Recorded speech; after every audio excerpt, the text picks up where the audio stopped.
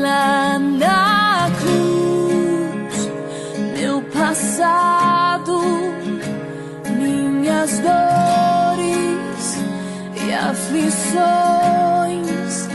lá na cruz, minha vitória, nova vida, nova história. Ontem à noite, Deus usa tremendamente a vida do irmão Júlio. Hoje pela manhã, a vida do pastor Edmar. E agora há pouco, a vida do irmão Eduardo. Eu me pergunto, o que vem eu agora, meu Deus? E ainda para ajudar, a mesma referência que Eduardo usou, o apóstolo Paulo, era o que eu ia passar para os irmãos. E vou passar. Ali concentrado, conversando com Deus, Deus diz assim para mim: o irmão Eduardo foi usado por mim da maneira que eu planejei. O barco já está andando. Sobe nesse barco e continue remando. Meus irmãos, o tema da palestra é: no encontro ampliamos a nossa postura espiritual. Eu quero estar lendo a introdução aqui, irmãos, da apostila. Diz bem assim: todos nós temos um passado sem Deus, e entre nosso passado e o presente há uma cruz. Vamos falar da vida de Saulo, um homem que teve um passado horrível, mas que nos leva à cruz e apresenta Jesus. Este homem é o exemplo de um coração de pedra transformado em um coração de carne, cheio do Espírito de Deus. Ele deixou de ser um religioso convicto porque se encontrou verdadeiramente com o Senhor. Colossenses 3:7: nas quais também em outro tempo andastes quando viveis nela, mas agora despojai-vos também de tudo isso: da ira, da cólera, da malícia, da maledicência, das palavras torpes da vossa boca. Irmãos, a gente vai aprender aqui dois lados da vida, de nossas vidas, da vida de um ser humano. Um, antes de ter um encontro com Jesus, e o outro, ter um encontro com Jesus. Indo um pouquinho para a vida ali de Saulo. Saulo era um judeu, como o Eduardo falou, tinha duas descendências, também a descendência romana, nasceu em Tarso. E quando ele pega a certa idade, ele vai olhar para Jerusalém, ele vai estudar. Quando Saulo está estudando, ele se dedica muito naquilo. O povo vê a mudança na vida dele, a facilidade que ele tem com as leis de Deus. Ele se torna uma pessoa muito inteligente, muito esperta, com muita eloquência, que consegue transmitir o que tem ali no livro das leis. Ele se torna um rabino, um judeu que sabe transmitir a palavra de Deus, um líder. E Paulo se torna esse rabino. Ele está lá com os fariseus, está tudo bem para eles, eles pregam a palavra da lei, mas eles têm aquele egoísmo no coração deles. Eles são muito presos à lei e não conhecem o amor ainda. E até aí estava tudo bem, irmãos. Só que daí lá em Nazaré, em Galileia, eu aprendo que lá tem outro rabino também. Um rabino que não estudou dias e dias em cima de um livro. Um rabino que estava em uma marcenaria, ajudando seu pai, que cresceu na humildade. Antes disso até nasceu uma manjedoura. Esse rabino cresce, faz os 30 anos, vai ao Jordão e é batizado por João Batista e começa seu ministério. Quando Jesus Cristo começa seu ministério, ele começa a pregar, começa a levar a palavra de Deus. A palavra de Deus não muda, a palavra de Deus é aquela da lei, a mesma que que o povo lá estudava lá no templo, mas só que agora Jesus faz com amor. Ele traz o amor para essa palavra também. Eu aprendo ali, irmãos, que Jesus começou a incomodar aqueles que estavam lá, acostumados só com a lei. Os fariseus, cheios de si, só eles eram os doutores. Quando eles começam a escutar o que Jesus fazia, isso começa a incomodar os ouvidos dele. Porque Jesus não pregava apenas aos olhos, aos ouvidos. Jesus pregava fazendo milagres. Jesus pregava não para as pessoas virem ou só ouvirem. O que ele pregava ia para o coração. Os cegos podiam ver, os surdos podiam ouvir, porque ele fazia milagre na pregação dele. E essa inveja está consumindo o povo lá, irmãos. O povo lá está desesperado, os fariseus estão desesperados. Agora eles começam a fazer armadilhas para Jesus. Quando lemos o Novo Testamento, vemos que não é uma armadilha nem duas. Eles perseguem realmente a Jesus Cristo. Eles querem fazer Jesus Cristo errar. Querem que o povo se afaste de Jesus. Mas a pregação de Jesus, por ser no coração das pessoas, cada vez mais arrasta mais multidões. Irmãos, o povo faz uma armadilha para Jesus. Um dos seus discípulos trai ele. Nesse momento, o povo vai lá, pega Jesus, começa a açoitá-lo, cospe em sua face. Ele tem uma morte de cruz, ele é levado à cruz. Ele sente aquela dor que era para ser minha e sua, mas ele está lá sentindo aquela dor para nos salvar. A Bíblia nos diz que mataram a Jesus ali naquela cruz. E isso deve ter alegrado muito o coração dos fariseus lá. Estavam preocupados com o seu ego, preocupados que roubassem aqueles que o seguiam. Mas também a Bíblia diz que no terceiro dia, naquele túmulo que guardaram o Senhor Jesus Cristo, a porta não se abriu de fora para dentro, a porta se abriu de dentro para fora. Nosso Senhor, nosso Salvador, Ele ressuscitou. Jesus Cristo ressuscita, volta para os seus discípulos, deixa o Espírito Santo com eles. O Espírito Santo toma conta da vida daqueles homens. Assim também como Paulo, ali já tem uma mudança com eles. Por mais que eles seguissem Jesus, eles ainda não tinham o Espírito Santo na vida deles. E a partir daquele momento, naquela casa, o Espírito Santo toma conta daquele lugar. Jesus Cristo vai, mas nos deixa uma promessa, que um dia Ele vem buscar, não só os seus discípulos, mas vem buscar todos, a mim e a vocês. Aqueles que continuam perseverantes, aqueles que continuam no caminho que é Jesus Cristo, o caminho da vida eterna.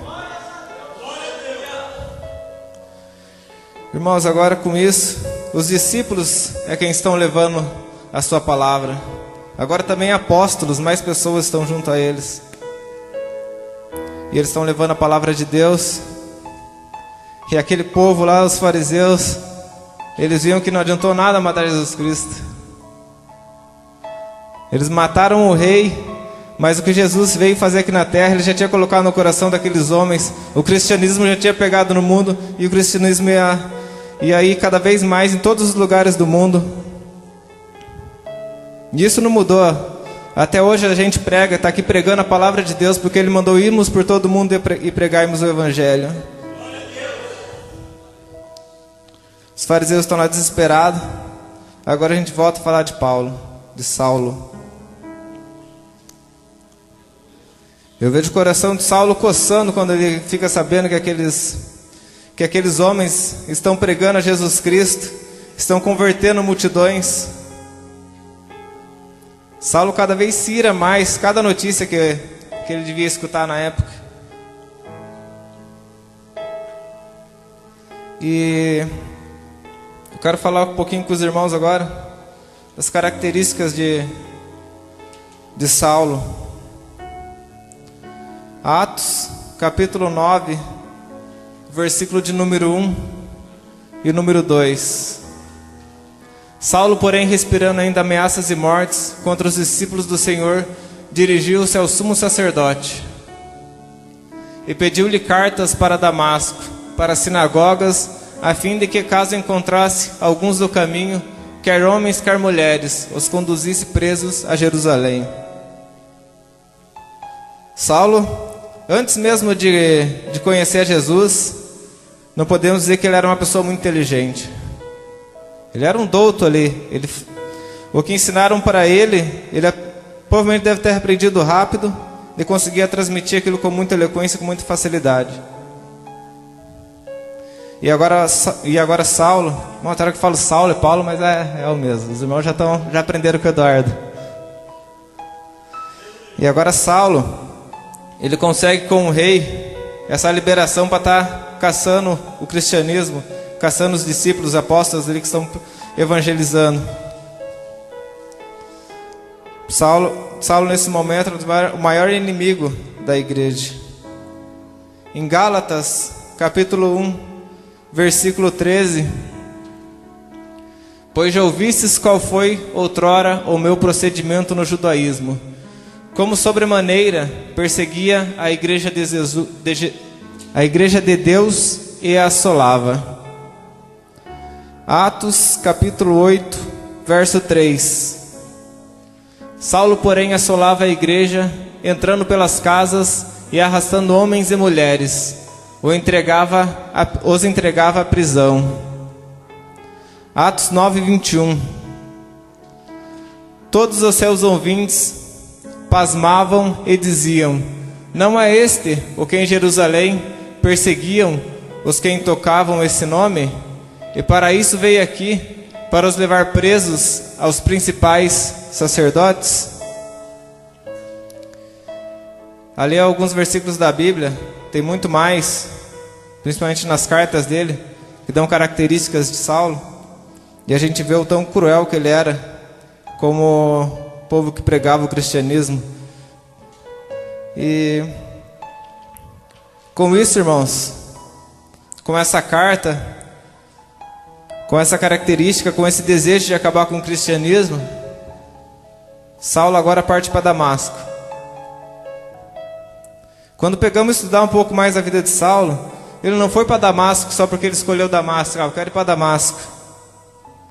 Como comentamos, ele era muito inteligente. Ele foi para Damasco porque era lá que os discípulos iriam disseminar cada vez mais o cristianismo. Damasco era uma cidade que dava entrada para diversas outras cidades, e a ideia dele era ir lá acabar com o cristianismo naquele lugar. Mas agora, como aprendemos ali também com o irmão Eduardo, Saulo está a caminho de Damasco. Um clarão cai sobre a vida dele. Esse clarão é Jesus falando com ele: Saulo, Saulo, por que me persegue? Saulo nem sabia quem que era. Jesus Cristo se apresenta a Paulo: eu sou Jesus, aquele que você persegue. Paulo não perseguia fisicamente a Jesus, a figura física, mas todos que são cristãos, todos que aceitaram a Jesus como seu Salvador, são filhos de Deus. E a mesma coisa que perseguir nós, filhos de Deus, é a mesma coisa que perseguir Jesus Cristo. E agora Saulo ali caído, Deus fala com ele, ele tem um encontro com Deus. Tinha mais pessoas junto com ele, porque Jesus manda ele ir para Damasco. E agora Paulo vai cego para Damasco. Fica 3 dias em uma casa. Que eu já abro um parente, irmãos. Esses 3 dias é muito parecido com o que estamos vivendo hoje. Chegamos aqui na sexta e vamos sair daqui no domingo. Saulo não queria ter um encontro com Jesus, mas mesmo assim Jesus foi lá se encontrar com Saulo. Agora imagine você, irmão, que está com a sede no coração de encontrar Jesus Cristo. se Ele não vai te encontrar, vir se encontrar com você nesses 3 dias. Isso é no seu particular, irmão. Isso é da sua busca. A palavra de Deus é bem clara, que quando Saulo viu Jesus, aqueles que estavam junto com ele não viram Jesus igual Saulo. A experiência era para Saulo. Eles apenas escutaram a voz de Jesus. Isso porque Jesus permitiu. Se ele quisesse também nem permitia, porque ele foi se encontrar com Saulo. E a gente está aqui para se encontrar com Deus. Então vai do nosso querer, irmãos. Vai da nossa busca que a gente vai ter esse encontro, assim como Saulo teve.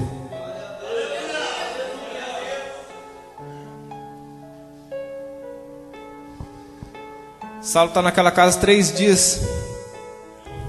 Deus vai falar com um dos seus ali, falar com Ananias. Ele diz para Ananias: ei, Ananias, vai lá onde está Paulo. Ananias com certeza deve ficar sem entender no primeiro momento. Teve um versículo que a gente leu ali que era Ananias falando. Ele diz a Deus: mas ele é que nos persegue, ele extermina os cristãos. Isso é em resumo, tá, irmãos? Não é bem essas palavras que Ananias disse. Mas ele estava com medo. Ele estava com medo de ir lá ter frente a frente com Saulo, porque Saulo estava indo lá para matá-los. E agora Deus pedia para ele ir lá para pregar para ele, para evangelizar ele. Aqui eu tiro uma lição da vida de Ananias, que a gente deve trazer para nossas vidas também. Na nossa vida muitas vezes temos medo. Na nossa vida ministerial também muitas vezes temos medos e vamos ter medos. Mas Ananias não deixou o seu medo o prendê-lo ali. Mesmo com medo, ele obedeceu a Deus e foi lá ter com Saulo. Naquele momento, deixa eu ver se eu estou com o versículo aqui. Atos 9:15.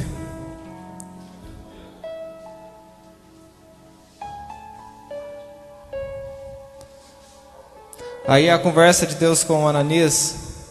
Disse-lhe, porém, ao Senhor: vai, porque este é para mim um vaso escolhido, para levar o meu nome perante os gentios, e os reis e os filhos de Israel. Ananias escuta a voz do seu mestre, do seu Deus, vai lá até com Saulo. Ele ora ali com Saulo. Saulo sai batizado. Saulo sai preparado dali. Saulo sai agora uma nova criatura em Cristo. A palavra de Deus diz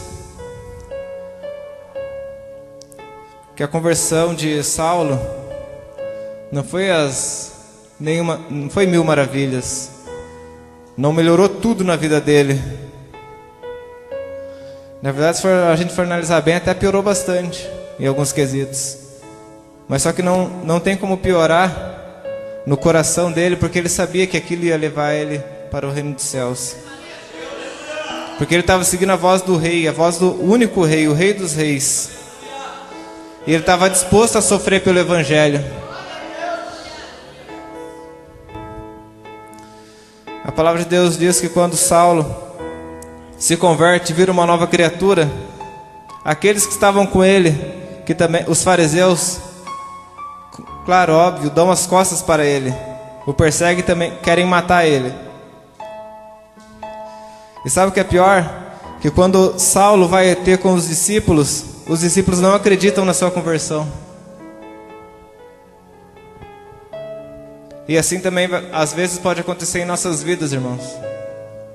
Às vezes estamos no mundo, temos várias, vou chamar amizades, amigos de infância, que não são cristãos. Vem aquela mudança em sua vida, não te aceitam mais da maneira que te aceitavam antes. Nesse primeiro momento, Saulo sentiu assim, um excluído. Mas só que em nenhum momento da sua vida, irmãos, a partir do momento que você resolver seguir o Senhor Jesus Cristo, você vai estar sozinho. A partir desse momento, Ele vai ser o seu consolador. Naqueles momentos que você precisa de alguém que você nem sabe que precisa, você vai buscar com seus familiares, com seus amigos, algo novo para a sua vida, que você nem sabe o que é, e você não encontra, é porque você ainda não encontrou com Jesus. Só Jesus pode dar tudo aquilo que você precisa. Satanás nos oferece muitas coisas no mundo que às vezes no primeiro momento é muito prazeroso, mas só que só Jesus pode dar a verdadeira paz. E a verdadeira paz você vai sentir em todos os segundos da sua vida. Você vai dormir com a cabeça tranquila no seu travesseiro, porque você sabe que Jesus está com você.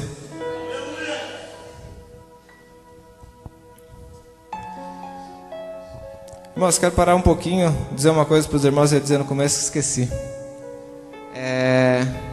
Assim, eu quero que vocês participem também. Se vocês tiverem alguma coisa a acrescentar, tanto da vida de Saulo, ou algum testemunho de vocês, pode levantar a mão, porque isso vai edificar todos que estão aqui. Tá bom, irmãos?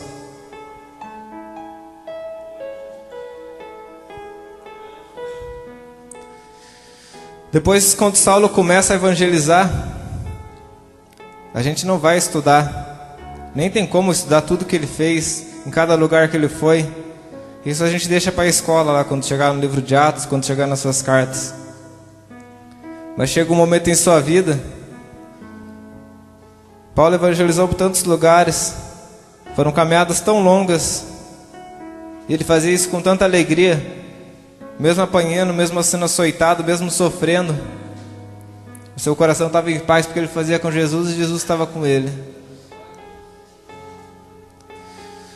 Em sua segunda prisão em Roma, Paulo escreve uma carta para Timóteo. Segunda carta a Timóteo, capítulo 4, verso de número 6. Quanto a mim, já estou sendo derrotado, como libação, e o tempo da minha partida está próximo. Combati o bom combate, acabei a carreira, guardei minha fé. Paulo ali naquela prisão já estava então despedida. Ele já sabia que seus dias na terra estavam contados, mas ele não estava nem ligando para a morte. Já sabia que o encontro que ele vai ter com Deus ia ser tão gratificante.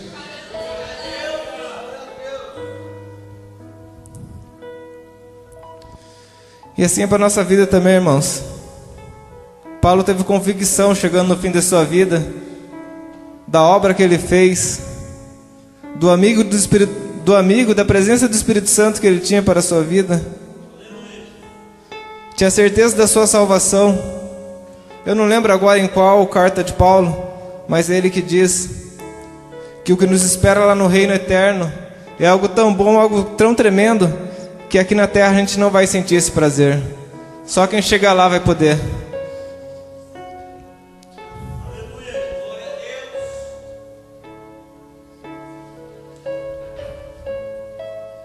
Deixa eu pegar a palestra aqui para não fugir.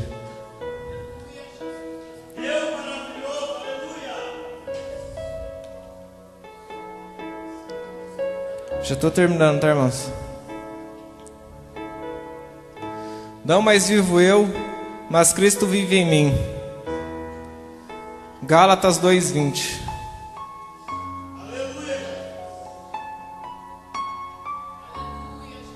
O velho homem que ele regia morreu, e quem vive em você é o Espírito Santo. Por isso você não tem mais livre-arbítrio. Somos servos, e servos não têm querer. A cruz nos prendeu a Jesus. Isso agora vale para a gente que realmente aceitou a Jesus. Os velhos hábitos, os velhos costumes que desagradam a Deus, que são descritos na palavra dele, isso não nos pertence mais. O livre-arbítrio existe, mas a partir do momento que você quiser andar com Jesus Cristo, você vai seguir a sua palavra e Ele estará ao seu lado e você estará cheio do Espírito Santo.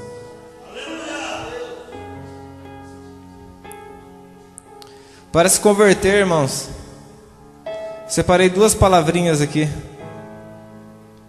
Atos, capítulo 2, versículo 38.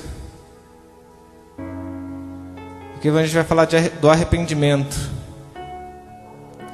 Pedro então lhes respondeu: arrependei-vos e cada um de vós seja batizado em nome de Jesus Cristo, para a remissão de vossos pecados, e receberei o dom do Espírito Santo. Se você veio aqui buscar o Espírito Santo em sua vida, se você veio aqui buscar o batismo com o Espírito Santo, o primeiro passo é se arrepender das coisas que você fez lá atrás e que não agradavam ao nosso Senhor. Jeremias 29:13. Vamos falar de querer, vamos falar de sinceridade.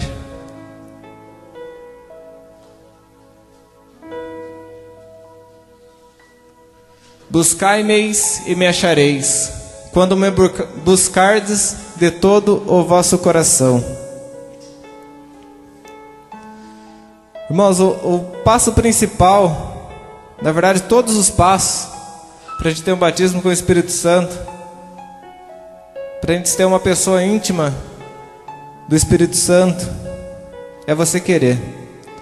E como a gente falou, é você se arrepender pelas coisas que não agradaram a Deus.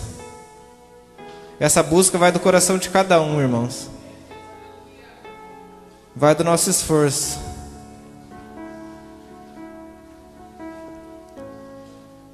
Irmãos, eu gostaria que todos se levantassem agora nesse momento.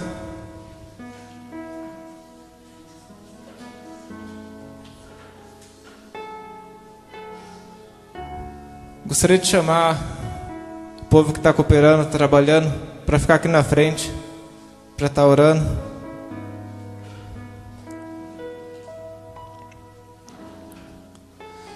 Ali na palestra anterior, ministrada pelo irmão Eduardo, a gente viu várias coisas que desagradavam a Deus. E a palavra de Deus diz que para a gente ter o batismo com o Espírito Santo, ser íntimo de Jesus Cristo, a gente tem que se arrepender daquelas coisas. Então esse é um primeiro passo, irmãos. Se tem alguma coisa que te afasta do Espírito Santo, vá refletindo aí desde já e pedindo para que Deus te dê força para você lutar contra.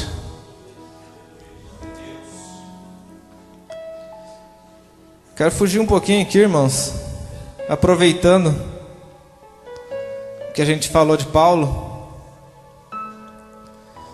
Eu gostaria de saber se tem alguém aqui, talvez todos, se for todos ficar muito feliz também, que